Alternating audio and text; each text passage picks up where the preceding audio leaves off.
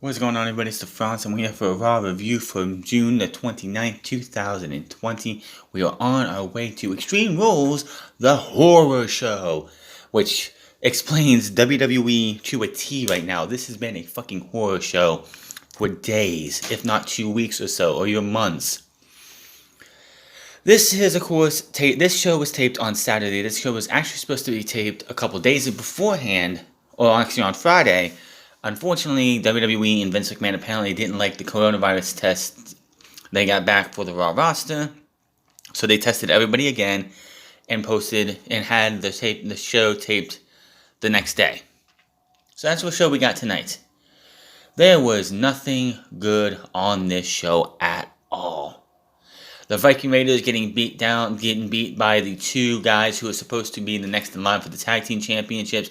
Then those two go on to face the Big Show, who, by the way, had not one, not two, not three, but 4 segments on this show.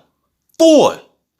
In 2020, they are prioritizing the Big Show over Ricochet, Cedric Alexander, and the list goes on and on and on and on. Now, granted, I know most of these guys are probably out saying, you know what, I don't want to get COVID, or they have COVID, or they don't want their family to get it, so I'm staying home. Kevin Owens does that. That's the first guy outside of Roman Reigns that we know who has said that he is not going to be coming to Monday Night Raw until this settles down. And the way it's going, it's not going to settle down anytime soon. And by the way, anybody who wants to blame government officials, President of the United States, or anything like that for how bad the coronavirus is and all this infection stuff, look in the mirror and ask yourself, do you need your hand held when you go to the store? Do you need your hand held when you go outside? If the answer is no, then blame yourselves. Just saying. But this show was advertised on Friday to have a double contract signing, and I'm thinking, oh great, here we go. We're going to have a main event segment that's going to be a double contract signing where everything ends the way it always does. But no, I was wrong. This was how they started the show. Now, before the show even got started, when the show got started, we had Asuka brawling with the tag team champions. Dolph Ziggler and Drew McIntyre apparently were not out there yet.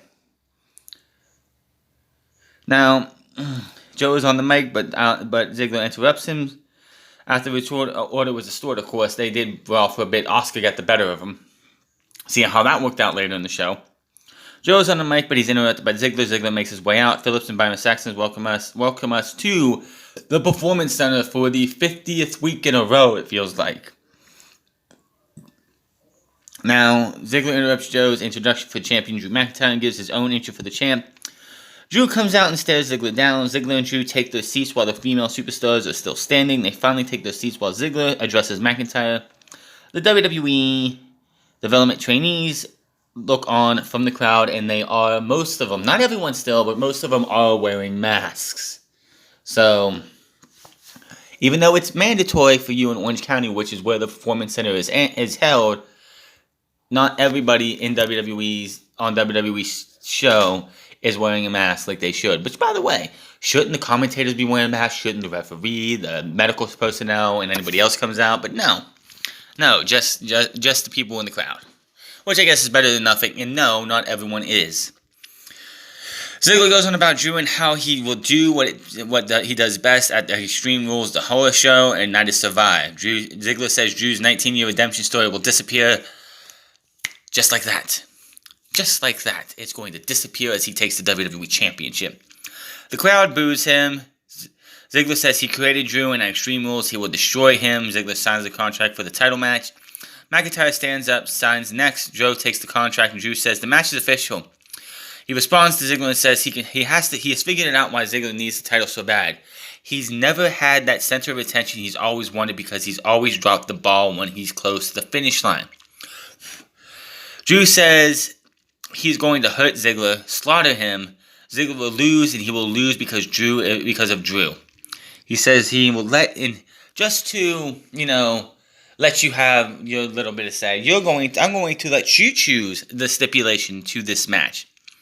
Ziggler's like, you want your title reign to end that way? You're going to put it in my hands? And then Asuka starts yelling in Japanese.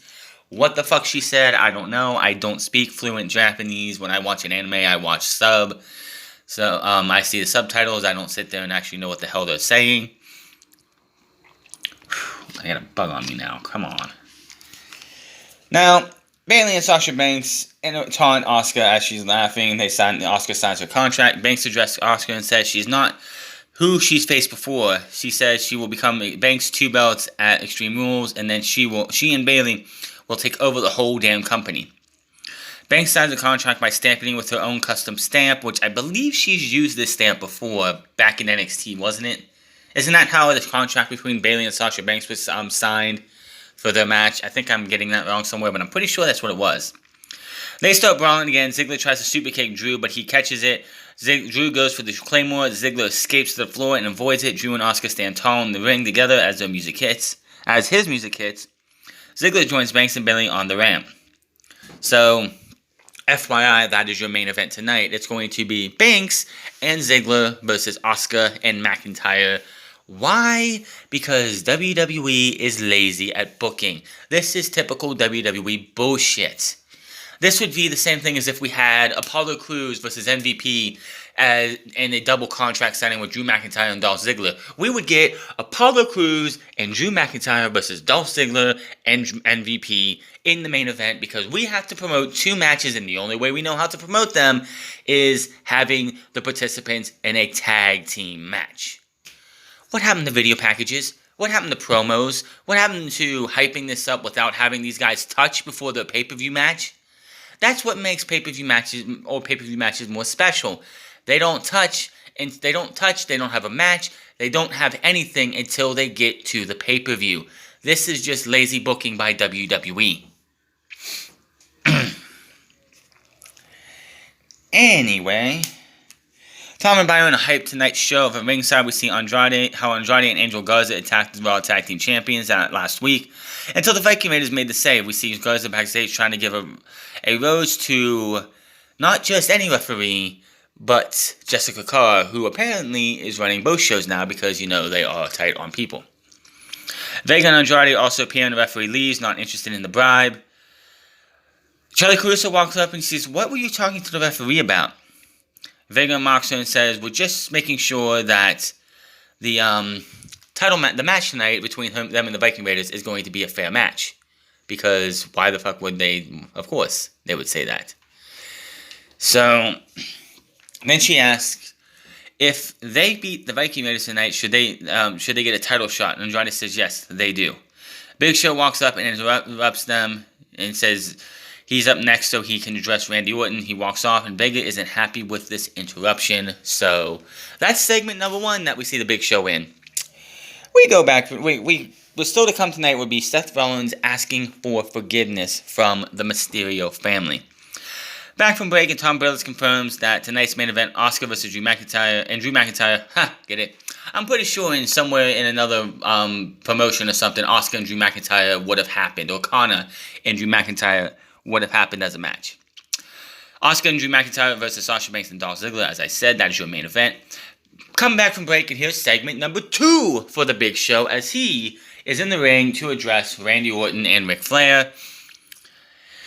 He says he takes the mic and gets right to business, calling out Randy Orton. Out comes Vega, Andrade, and Garza. He apologizes for interrupting their interview, but he says he's not in the mood to play tonight, and if they get in his way, it'll be bad news for Garza and Andrade.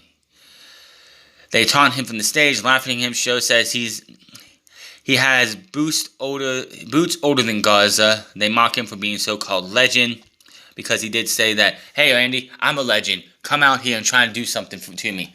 You want to be all this whole legend killer stick? You want to have this legend killer shtick? Well, fine. Come at me, dude. Come at me, Randy." And then, of course, they come out and they mock him because it's like, "Oh, they're like, you're a legend? Ha! Please." Yes, when Big Show finally decides to, you know what, I can't wrestle anymore because my body is just breaking down on me, he will go into the Hall of Fame. Of course he will. Now let's see here.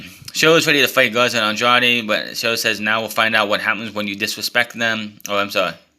Vega says the Show will find out. When all of a sudden we hear Ric Flair's music. And after everything that happened with these positive COVID cases and everything, all the testing and stuff, you would think that WWE would have Ric Flair show up on via satellite from his home or from a house, quarantine away from everything. No, 72-year-old Ric Flair, who barely survived a very major medical scare a couple years ago, is trotting down to the into the performance center to talk to the Big Show about everything that's going on. And I'm thinking, Ric Flair is 72 years old. The dude has done everything in this business. The dude is a legend, of course. This guy has had major health problems not even 5 years ago. It's like 2 years ago or so. Why is he out here if he tests positive for COVID, there's like a chance that Ric Flair won't be around for much longer because he barely survived, like I said, his last medical scare, which saw him in the hospital for a few weeks. Why would you risk one of the legends of this business all to pop a rating? That's the only reason Big Show and Ric Flair are even on our television, because the ratings have been in the toilet for weeks, for months. And Vince McMahon got fed up with trying to build toward the future so you could have a sustainable ratings jump later on, and went with, well, Big Show's established, Ric Flair's established, let's use them. Christian's established too, let's use him for a week. And that is why we've gotten Big Show and Ric Flair on our television for 3 weeks straight. Ridiculous.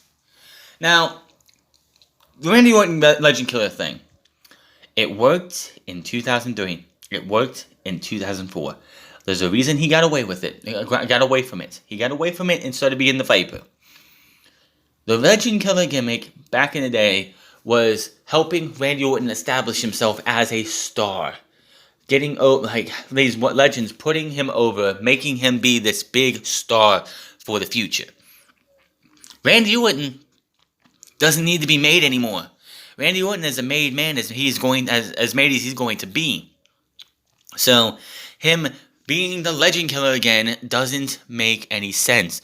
Why would he, technically, if you want to think about it, he's a legend now, so if they wanted to bring the Legend Killer gimmick off of him to somebody else, that, I would be fine with that, because that's fine. It's just like, why in the fuck are we doing this? So stupid. It's just absolutely stupid. But Flair is all smiles as the show locks on. Flair says he has respect for Vega, Garza, and Andrade, but he needs to have a word with his old friend, The Big Show. Flair plays as Orton and says he will take Show out whenever he wants to. Says he's doing Orton's light work right now, but Orton is in the back and will come out when he feels like it. Which, by the way, Randy Orton does not show up on this episode of Raw at all, so I don't even think he was there. Flair goes on insulting Show and tells Vega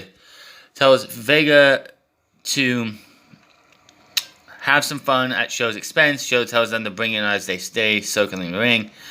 Out come the Viking Raiders. Andrade and Garza meet them on the ramp, and the two teams start brawling at ringside. We go to commercial break. I wish I could go more into Ric Flair's promo, but I couldn't understand a damn thing this motherfucker was saying. He sounded like he did not need to be there.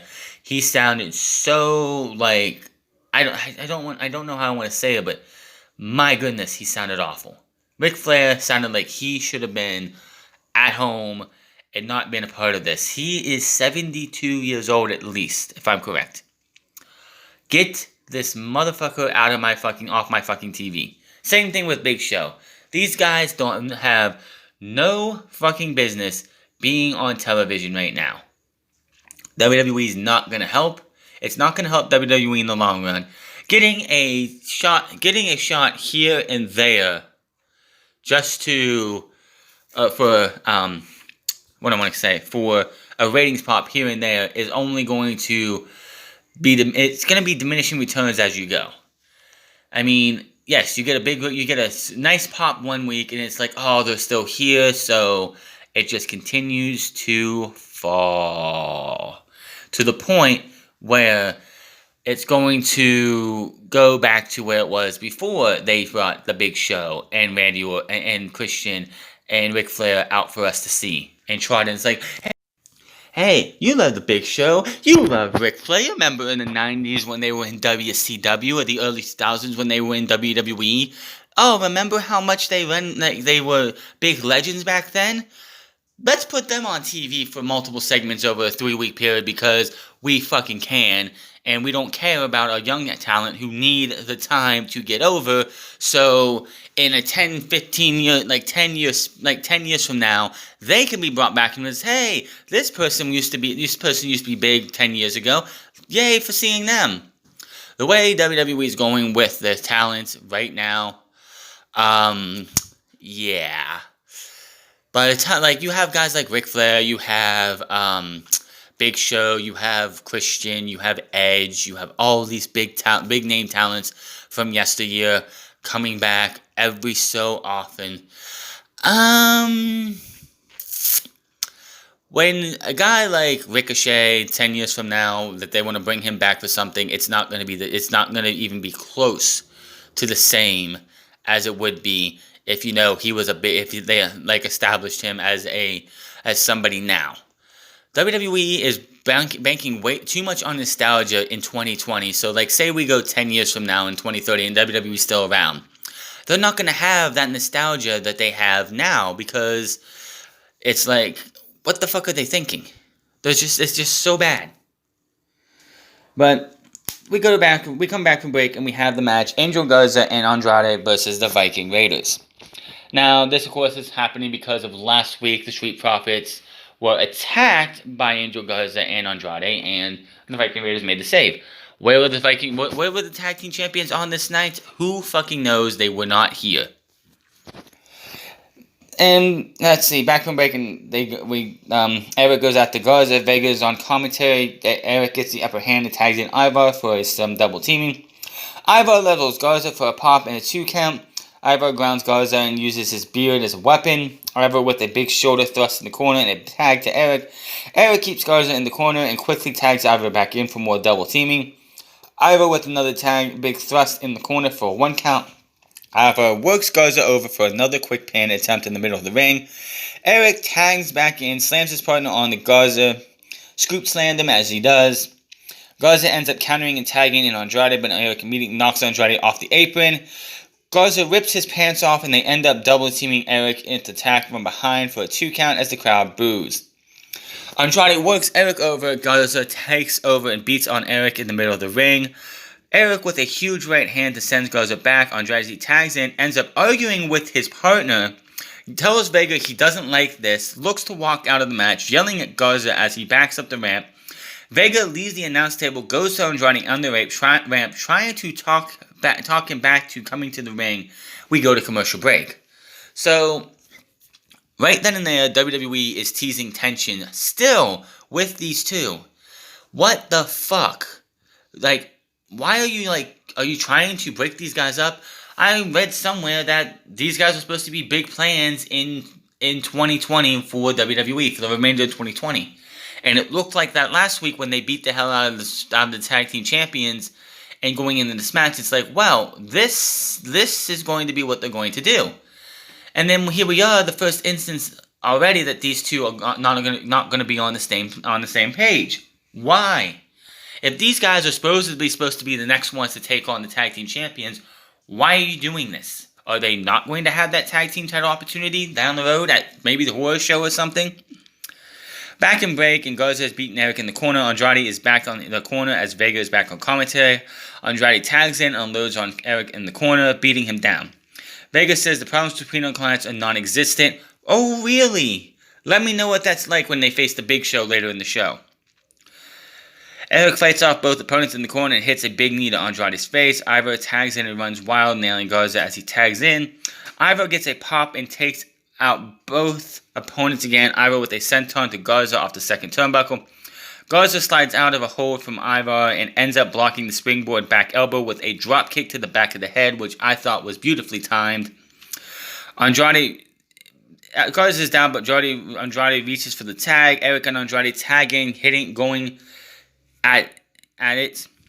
Ivar puts Garza on top of Andrade while Eric is holding them both. He slams both opponents at once. Andrade blocks the Viking Experience, aka Thor's hammer. There's this chaos with all 4 superstars now in the ring. Andrade blocks a German suplex from Eric. Garza ends up ramming Eric into the post on the floor. More chaos leading to Garza hitting the wing clipper on Eric in the middle of the ring. Andrade stops Ivar from making the save. 1, 2, 3. Andrade and Angel Garza are your winners, beating the former number 1 contenders to the tag team championships like that. Well, that should mean that they're going to get a tag team title opportunity. If this was all we saw from these guys tonight, I'd be like, well, okay, good night for these two. Can't wait to see what they do next week for these guys. But unfortunately, this is not what we're going to see. This is not what we're going to see the last of these guys tonight. And unfortunately, it's a damn shame. We see how Lana helped Natalya beat Liv Morgan last week. We also see how Ruby Riott tried to talk to Liv after the match, but an emotional Liv walked off because she doesn't need Ruby making her feel worse. By the way, wasn't Ruby Riott a heel just a month ago? We see the Moronics approaching Ruby backstage. They taunt her for still not having any friends after all these years. They call Riott and Liv losers. Riott taunts them for blowing the women's tag team title shots last week. Challenges one of them to meet her in the ring, and the other can carry the one she got beat on her back, that got beat up on their back, and she says, that'll be I. Then she walks away and comes back and says, I got it, and walks off. Again, wasn't Ruby Riott just a month ago a heel? Did she not return as a heel, betraying Liv Morgan, and they didn't do anything with her? Now, apparently, starting with last week, she's going to be a good old-fashioned babyface again, and she's going to make up with Liv Morgan, and everything's going to be kosher between those two, because that's what WWE likes to do. Without any explanation, why the fuck Ruby Riott all of a sudden wants to be best friends with Liv Morgan again? Back from break, and Zelina Vega is backstage trying to talk Andrade and Garza down, who are still bickering to each other. Flair shows up and said they had a good win. Great job by you guys, but I have an idea. Can I talk to you guys in private? 24/7 I-95, 24/7 I-95, 7-Eleven, Eurocontinental title match. R-Truth versus Akira Tozawa. R-Truth gets his 37th title win. Who gives a shit? This is 2020. The title has been around for a year? And it's still hot fucking garbage. He celebrates. A ninja tried to roll him up. He kicked out at 2, dodges another, runs away with the title as they chase him. Who gives a shit? We see what happened with MVP and Carla Cruz last week. MVP and Bobby Lashley are backstage talking about teaching Cruz a lesson because MVP does not want to be disrespected. Seth Rollins is backstage with Murphy. No Austin Theory to be seen, which means either A, he opted to stay home, B, has contracted coronavirus, or C, doesn't want to come. There's only A and B, isn't there? Let's see. Yeah, it's either he's sick or it's either he did not want to come in, or B, he has COVID and he doesn't, and he has to be left out. And here's the thing: no mention from Rollins, no mention from the announce table. It's from the commentary desk. It's Austin Theory on this night did not exist. It's where the fuck is Austin Theory? Why you this is what I hate about WWE's handling of the coronavirus and COVID-19 and everything. They want to pretend it doesn't exist. Whereas in AEW, we're watching the show last week, and Excalibur and them all at least twice let us know that Jon Moxley isn't here because he's been in contact with someone who has COVID. QT Marshall was not there because he was around somebody outside of wrestling who has contracted COVID, or tested positive for COVID. They are staying away so they can be as a precaution to make sure they don't get others sick. Whereas WWE, all these people have disappeared. We don't know where Theory's at. We haven't seen anything from him. And it's all fine. It's all good because it's WWE and they want to just sweep it all under the rug. Just let us know why Austin Theory's not there. What if he's tested positive? If it's just that he doesn't want to work because he's not there. Tell us why Kevin Owens decided not to come into WWE after that tested positive case from that female talent for the Performance Center. Let us know. Don't be silencing your talent. Let them tell us, hey, I have COVID. I had to stay home. But no, they're not going to do that. And everyone's ragging on AEW because but AEW actually is doing something. If AEW had a positive case, they would probably have that person come out and say, hey, listen, I have COVID. I'm going to stay home. So my other family, who is the AEW family, doesn't get sick. With WWE, it's like, shh, don't say a damn thing. We don't like the fact that you guys say things, so shut up. Now, he said this is the most important statement to date, and he has to do it now before it's too late. So they walk off, and we go to commercial break. Back from break, and we confirm that Andrade and Garza will take on the Big Show in a handicap match. Back to the ring, and out comes Seth Rollins and Murphy. Rollins is smirking and carrying the Rey Mysterio mask. Tom leads us to a video package of recent happenings between Rollins and Mysterio and his son Dominic. Rollins stands in the ring now as the crowd is chanting vehemently, "You suck." Which, it's so great to hear "You suck" chant when it's warranted. It really does. Rollins goes on about trying to give Rey Mysterio a chance to leave on his own terms, says he must ask Rey for forgiveness. Rey must become a sacrifice for Raw. Rollins is forced to take it. And he wants forgiveness, not for his past transgressions. He wants forgiveness for what you are making him do, Rey.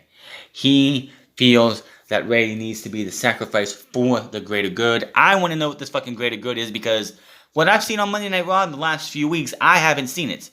This is week 3 of the Bruce Pritchard era, and I have not seen high or hair of the greater good or a good episode of Monday Night Raw. It says each time Rollins is forced to take a piece from Rey each time he gets in the ring, and he will break Rey down piece by piece until there's nothing left but a memory. Rey and his son Dominic appear on the big screen from their home. Rey turns to his son and asks for forgiveness for what he has to do to Rollins. He goes on and says he has to do to Rollins won't be fate, it will be by design. Dominic says he forgives his dad, but he will never forgive Rollins, and Rollins will never forgive what his dad does to him. Rollins says Dominic's credit for his strong words. Says Rey has taught him well, except for one little life lesson. Be careful what you wish for. If Dominic keeps getting involved, he will be forced to end Dominic's career before it begins. Out comes Rey Mysterio's little cheer squad, Aleister Black and Humberto Carrillo. Gee, remember when Aleister Black was cool? He had that mystique. He felt like a enigma in the ring and outside of the ring. And now he just feels like just another person on the roster. He's hanging around with the loser known as Humberto Carrillo. And honestly, the guy just doesn't feel special anymore. Of course, nobody. Ric Flair spells special because he's Ric fucking Flair. Big Show's Big Show. Randy Orton's Randy Orton. Edge is Edge. They feel special because they have identities. They feel like individuals. They don't feel like everybody else. But Aleister Black is teaming up with the loser known as Humberto Carrillo. It just sucks that we have to see such promise, and there is so much wasted talent on this night. Tonight, Monday Night Raw should be known as the night that we saw a lot of potential wasted, because WWE would rather do the here and now and not build towards the future. That's what I got out of this. So, we go to break. Back from break, and Rollins has words with Carrillo and over Mysterio. It's like, why do you guys keep doing this? Why, Humberto, do you see this guy, Rey Mysterio? Why do you treat him like a god? He's a fraud. He's a coward. Why do you two continue to fight for him when he will not fight for you? Humberto is not having this at all. He is not happy. But then Rollins is like, this ends now. And we go to a match. Humberto Carrillo and Aleister Black versus Seth Rollins and Murphy. Nothing special about this match, but as usual, when it comes to Humberto Carrillo match, he ends up in the stomp, 1, 2, 3, and that is that. After the bell, Aleister Black immediately hits the ring and attacks Rollins, but Murphy makes the save. They double team him, send him to the floor. Murphy launches Black into the timekeeper area. Rollins orders Murphy to take Carrillo to the ringside area for payback for sticking up for Rey Mysterio. They go to put Carrillo into the Steel's ring steps, but Carrillo fights back. Murphy ends up dropping Carrillo with half of the steps, which that sounded like that fucking hurt. All you heard was ting, and it was off, and he was down. So they go to drag him over. Rollins takes the Rey Mysterio mask and pulls it onto him, wondering why, like, here's your God and whatever. And he goes to shove his face in again. Aleister Black finally makes the save for Humberto Carrillo, but Humberto Carrillo ends up eating a stomp as it is, and those two get away, and that is that. I don't know, like, it just seems like we're seeing the same shit every week between these four guys. If you have theory there too, saying these five guys, can we get something, some kind of, growth in this? Because honestly, I just don't see, it doesn't seem like we're getting anywhere with this storyline. Is Rey Mysterio not sticking around or something? Because I just don't know. It's like something's up with this storyline that I just don't seem to fucking care as much. Oscar and Drew McIntyre are backstage. Then when Sarah Schreiber approaches the comment tonight's main event, Extreme Rules, Oscar speaks in Japanese and Drew says they're going to have some fun tonight on Raw before the matches of Extreme Rules. Drew says he's letting Ziggler pick the Extreme Rules stipulation so he can't blame anyone else when he loses. Drew says Banks is not ready for Oscar. Oscar says Drew is not ready for Drew. I'm sorry, Ziggler is not ready for Drew. Back from break and we get, this was a time waster 100% because we got a long-ass video package for The Undertaker. We get it. He reportedly retired, or supposedly retired, last Sunday. This is just like the whole Becky Lynch thing when she came out saying she was pregnant. They milked that for at least 3 weeks, 4 weeks, even a month. All they want to do is have, like, video packages of Becky, and it's like, we get it. He retired. You had your tribute on Friday. You did not need to have a video tribute to The Undertaker tonight.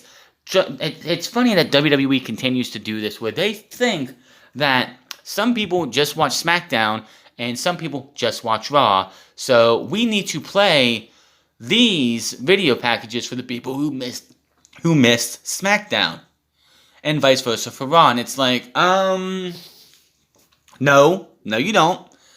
You don't have that fan base anymore. You don't have those people who's like, you know what? I'm a Raw person. I'm a Raw fan. I don't watch SmackDown because their show sucks. Or I'm a SmackDown person and Raw's show sucks. No, this is not the case. Nobody watches one over the other. Give me a fucking break. Just let this shit go. We don't need to see a video package on Raw that we saw on SmackDown. Ugh. We arrives backstage when Lana approaches her, bringing up how the Moronics were being rude to her earlier in the night. Lana knows how hard it is not to have friends, but Ryan interrupts her and says she's not buying what Lana is selling. Go ruin someone else's career. Nice little dig at Lana for ruining her husband's career and yada yada yada. Lana talks about how Natalya inspired her to get off the couch because she was at home eating bonbons and popcorn and stupid shit like that, and she had to get up and become a better person. She praises Natalya for having more wins than even Hall of Famers Lita and even Charlotte Flair. She says, we need a leader, and Natalya is that leader. She goes on and walks off, but Riot isn't down for what she says. Back to commercial break. Back from breaks, and State Farm gives us a look at Charlotte Flair's recent non-title win over Raw Women's Champion Asuka. Not her win, her loss last week when Charlotte Flair lost the Women's Championship match, in which, by the way, Charlotte Flair is going to be out for a couple weeks, maybe a month and a half, for elective surgery. I'm going to let you guess what she's actually getting surgery for, because when she comes back a little bit more perky, you know why. Then Nia Jax attacking her, and they say she has a left collarbone fracture. Gee, there's something else near that collarbone that it needs surgery on, I'm pretty sure. Peyton Royce versus Ruby Riott. I feel bad for Ruby. Heidi Lovelace, aka Ruby Riott, has all the talent in the fucking world, and they misuse her, they mistreat her, they don't ever let this woman do anything. She really didn't do anything in NXT other than be like a mid-card woman, a mid-card talent. They didn't even really build her up for anything, and then one day they brought her, Sarah Logan, and Liv Morgan up, who, of course, were also mid-card talent, not doing anything on NXT. So they brought him into the Riot Squad. They did nothing for 2.5 years or so. Yeah, 2.5 years. Of course, they broke him up by having Liv Morgan move to SmackDown, Sarah Logan and Ruby Riott stayed on Raw. Then Ruby Riott went away with double shoulder surgery, which that's gotta fucking suck. And then she came back, turned heel, and now apparently she's a babyface again. And then she had to put over Peyton Royce, who can't even run the fucking ropes right. Now, it's just... Now, here's the sad thing. Peyton Royce sucks in the ring, but I'd rather watch her wrestle a match than Nia Jax even be in a ring. I'm just saying. So, this match went about 3 minutes. Peyton Royce with the brainbuster gets the win. Kane joins Royce in the middle of the ring, celebrates her, the greater replays. They celebrate together with Riott, sits up against the barrier, they taunt her. Charlie approaches Big Show, which, by the way, this is segment number 3 for the Big Show in 2020. Backstage for comments on tonight's handicap match, and if he thinks it's a trap with Randy Orton lurking, Show knows Orton and Flair have a plan. Show talks about being the dirtiest player in the game, Flair being the dirtiest player in the game for many years. Now Flair is mentoring Randy Orton. Really? I'm pretty sure that mentorship ended in 2004 when he won the World Heavyweight Championship and they kicked him out of Evolution on TV. But I mean, yeah. Really, do you really think Randy Orton needs to be mentored in 2020? He's been on the main roster and working WWE for 18 years. He should be the one doing mentoring, not being mentored. Just saying. He wants Orton to step into the ring and find out why he's the Big Show. As far as Andrade and Angel Garza go, they picked the wrong night because they're getting an angry giant and not the friendly Big Show. Back to commercial break. Back from break and now to Sasha Banks, Bayley, and the Viking Raiders for Raw Talk. Who gives a shit? 2-on-1 handicap match. Andrade and Angel Garza versus the Big Show. Segment number 4 for the Big Show. We go to the ring. Out comes the Big Show. Andrade and Angel Garza out next. The bell rings. They have a fight. But Andrade buried as fuck. Garza yells at him after Andrade kicks Show. Andrade shoves him, and they have words. Garza walks out of the match as Vega tries to fix things. Andrade turns around, Show grabs him, big choke slam, 1, 2, 3, and Andrade is buried 6 feet under. It's a shame. Andrade is a very talented guy, and he's got no problems. He has Charlotte Flair as his woman, so as long as that's going on, he will have a place in WWE for the foreseeable future. After the match, Show stands tall. Andrade looks down and looks down at him as the music hits. He grabs Andrade and delivers a big knockout punch. The crowd chants for Show as his music hits up again. Vega and Garza are gone, and we go to replays. So, is it just me, or are they going to do the rumored breakup of Andrade and Zelina Vega and have Vega just be with Garza? You had these two beat the Viking Raiders. Let me get this straight. The Viking Raiders, former Raw Tag Team Champions, get beat in a very competitive match. Didn't do much, but you just took that win for Andrade and Angel Garza and you nullified it. Why? Because WWE can. That's why. There was no fucking reason to have this match. No fucking reason to have this match tonight. There's no fucking reason Andrade and Angel Garza should have been. They won and they beat the Viking Raiders. Not in dominant fashion like they shouldn't have, but they won. There's no fucking reason to have this 2-on-1 handicap match. Give me a break. You just took you took one young talent right then and there, and you squashed him to the Big Show. Again, They beat the Viking Raiders, who just lost a tag team title match last week. And now, here you go. Having these two go out there, one abandoning the other, and having that other one get squashed. Unbelievable. This company is absolutely a joke. Just more young talent being wasted for old established stars who have no business being in the ring anymore. It's typical WWE. This is Bruce's plan. Everything that Paul Heyman was building up, and the bricks that Paul Heyman was building for a beautiful fucking mansion for the foreseeable future that was going to make this company, make Raw a better show. Vince McMahon and Bruce Pritchard are taking that TNT and putting it everywhere and just blowing it up as they go. What a joke. I cannot believe WWE is this fucking stupid. But it is Vince McMahon who thinks that everything that he's doing now, and like the COVID thing, which honestly is not as bad as everyone thinks it is, but it's still not as cut and dry as he thinks it is. Okay, wait a minute. Where are we at? Okay, yeah. Cedric Alexander and Ricochet make their first appearance in about a month. The last time we saw these two on Monday Night Raw, them and R-Truth beat MVP, Brendan Vink, and Shane Thorne, which, by the way, where are those two at? Where are Brendan Vink and Shane Thorne? Because we haven't seen them since that six-man tag team loss, which saw Bobby Lashley come out and destroy R-Truth afterwards. They're talking. R-Truth walks up and he's a little nervous over his 24/7 I-95 Eurocontinental Championship.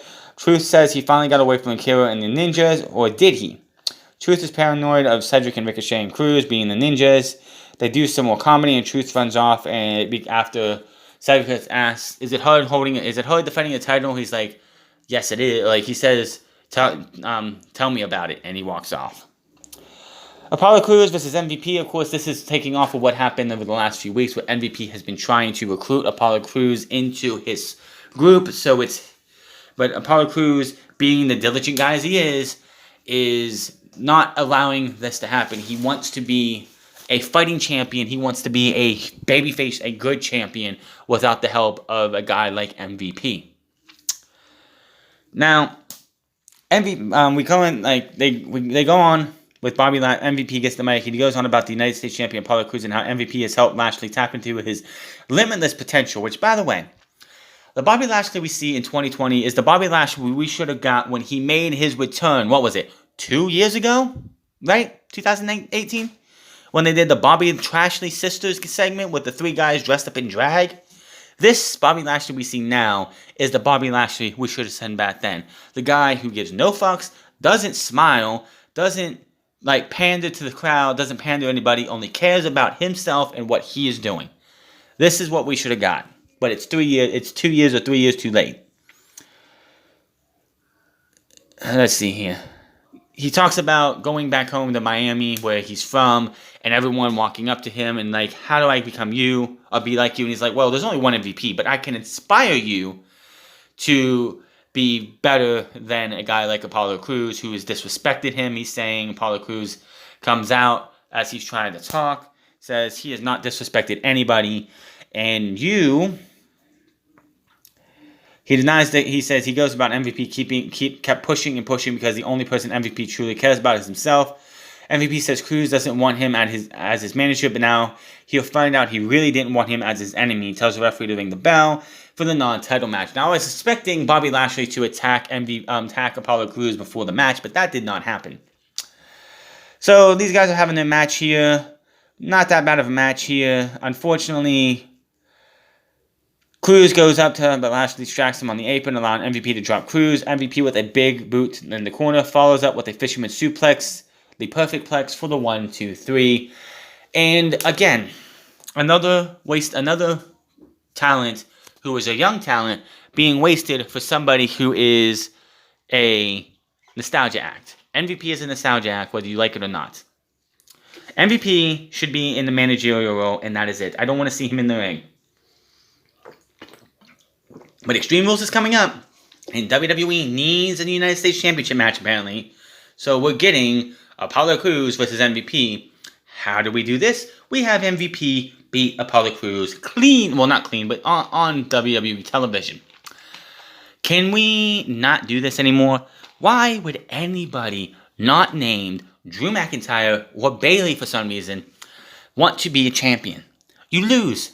You lose non-title matches. Asuka lost a non-title match against Charlotte the Monday before Backlash. What the fuck? What the hell are these people thinking? Apollo Crews lost tonight. And you'll see later on, another champion wound up losing as well. The non-title match champions losing non-title matches so we can get a number one contenders is fucking ridiculous and needs to fucking end. It needs to end now. Give me a fucking break. After the match, MPV stands tall. Lashley ends up applying a full Nelson to Crews. After the match, officials try to pull him off. Ricochet and Cedric Alexander run down, but they can't break him off. Lashley pushes them off, keeping the lock on Crews. Ricochet and Cedric attack him with an enziguri by Apollo Crews. I mean, not Apollo, but Cedric Alexander. And then I think it was a springboard dropkick by Ricochet. And we go to commercial break. Back from break, and Ricochet is in the middle of a match with Bobby Lashley. Why? Because of the attack from just right before commercial. They're going at it. Lashley in the middle of the ring. This match went about 5 minutes. And Ricochet did get a lot of offense in on Bobby Lashley. And Bobby Lashley gave up a lot of offense. Ricochet looked good in this match. He really did. Did it matter in the end? No. Ricochet tried to go for he had a super kick on Bobby Lashley. Bobby Lashley was down to one knee. Ricochet goes for a spinning kick onto Lashley's head or neck. Lashley catches that, picks him up, slams him down, puts him into the full Nelson, manhandles him, and Ricochet taps out. Lashley stands tall, MVP hits the apron. Cedric comes in to check on Ricochet. Lashley then ragdolls him in the full Nelson as the crowd boos. MVP raises Lashley's arm as the music starts back up, and we go to commercial break. And we go to replays. Now, may I ask this? We haven't seen Ricochet or Cedric Alexander in months. About 2 months. About 2 fucking months we have not seen them. Unless you count main event, and I don't count main event. That's where the fucking losers that WWE has no plans for go to. But this is the first time we see them in months, and this is what you have for them? Ricochet getting beat by Bobby Lashley, and then both of them getting choked out by the full Nelson. Give me a fucking break. This is pathetic. This was absolutely pathetic by WWE. Dolph Ziggler's backstage with Sasha and Bayley. He said he wants to take the reins on and be like a player coach for tonight's main event. Banks is laughing like, ha ha ha ha ha. Yeah, the last time I remember you were on our show, losing to Otis. So Bayley's like, listen, what she's trying to say is, don't screw this up for her. And he agrees, walks off, we go to commercial break. Back from break, we see what happened tonight's double contract signing again, because WWE thinks that we don't remember what happened at the beginning of the show. Oh, good fucking grief. We go to ringside for the night's main event. Drew McIntyre is out first. Raw Women's Champion Asuka is out next. As Tom hypes up the two title matches, Extreme Rules, the Horror Show.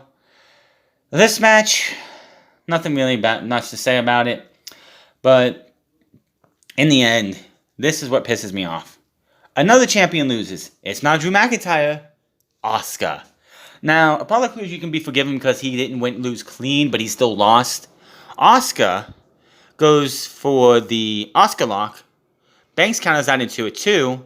They tangle some more. Banks applies the Banks statement in the middle of the ring. Asuka gets out of that, drops Banks with the armbar. They tangle them out some more, and Banks rolls her up for the fucking win. After the match, Banks joins Ziggler on the ramp as they celebrate. Why did Sasha Banks beat Asuka clean? Well, obviously, at the Horror Show, she's not going to be winning the Women's Championship, but we had to make that confirmed by having her win a match clean against Asuka. Why, again, would you ever want to be a fucking champion in WWE? Yes, Drew McIntyre was in that match, and yes, he technically lost, but he wasn't pinned. He didn't submit. He was the guy on the outside. So, Asuka, within about a month, has been pinned in a non-title match against Charlotte and in a non-title mixed tag team match by Sasha Banks. This woman has been treated so piss poorly since winning that women's championship at Money in the Bank. People are like, oh, it was handed to her. No, she won a ladder match from the bottom of Titan Tower to the top of Titan Tower. Did we know at the time the women's championship was on the line? No, but that doesn't take away from the fact that she won it in the ladder match. But she hasn't had a strong title reign already, and that is on WWE. It's like, well, this is Asuka. We're not going to give a fuck about her title reign, just like everybody else. Drew McIntyre is having an okay, and it's okay title reign. It sucks that it has to be in this empty arena, but he's looked a lot stronger than the likes of Sasha Banks. Not Sasha Banks, but Asuka or the tag team champions on either brand, or it's just like, wait, I mean, AJ Styles just won the Intercontinental title, and he lost to Matt Riddle in Matt Riddle's debut match the week after having a Matt Classic with Daniel Bryan. Why again would anyone want to be a champion? This is fucking a terrible case of WWE not giving a shit and having no way to decide how to build up a talent to get a title shot. I mean, hell, Dolph Ziggler showed up on Monday Night Raw last week and was like, hey, I want a title shot. And Drew's like, you know what? You got it. Sasha Banks did the exact same thing. She came out on Monday Night Raw and it's like, I want a title match against Asuka. And Asuka's like, you know what? You got it. We need to get away from this shit. People need to start earning title matches. I mean, if a champion says, you know what, it's an open challenge, that's one thing. Like Cody does on AEW, he's like, it's an open challenge for the TNT title. That's fine, because then anybody can offer. But last I checked, the WWE Raw Women's Championship and the WWE Championship are not set at open challenges. You shouldn't just be able to come out there and it's like, you know what, I wrote a title match, or I won a title match, and I challenge you, so give me a title match. This company fucking sucks. I don't want to see any company go out of business, but I would love to see WWE be crippled to the point where they have to scramble and actually do something. I'm not saying where they have to close up, but I wish they could be crippled to the point where they don't have a chance. They have to do something productive, creatively, or they could possibly go out of business. But that's probably not going to happen anytime soon. They're going to make more money this year, even without crowds. This show will not get any better with Bruce Pritchard or with Vince McMahon. It's only a matter of time, and it'll probably be before the end of this year, that Bruce Pritchard has been let go from his WWE contract. Vince McMahon is going to take over as WWE's writing team, as he could not find anybody to be able to build the ratings up to where he wanted to, or yada yada yada. It's coming. It's coming. It's a matter of time. When the shine of bringing out Ric Flair and the Big Show and other talent week in and week out, and the fact that at Extreme Rules, unless something changes, it's going to be the Big Show versus Randy Orton 7 years after they did it again. 7 years after they had a match at Extreme Rules in 2013. This company needs some help. Vince McMahon needs to go see a mental patient. Vince McMahon needs to be admitted to the mental hospital, because he is absolutely insane and not in a good way.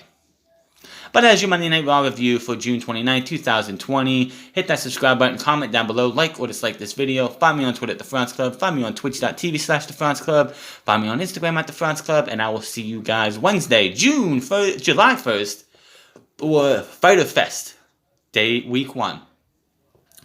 Until then, my name is France, and I'll see you guys later.